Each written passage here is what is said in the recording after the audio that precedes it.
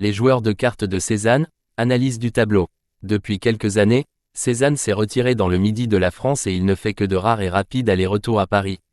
Cette période, entre 1889 et 1894, correspond à l'apparition dans l'œuvre de Cézanne de peintures de genre, dont la très célèbre série des joueurs de cartes, série qui se poursuit jusqu'en 1896.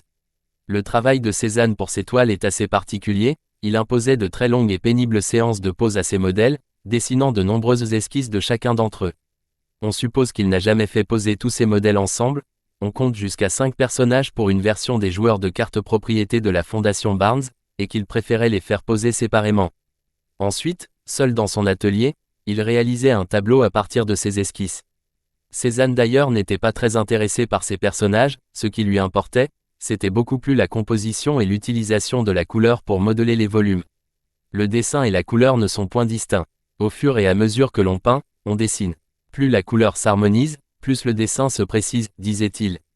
Ainsi, c'est avec des touches successives de couleurs que Cézanne construit peu à peu les lignes et le modelé de ses tableaux.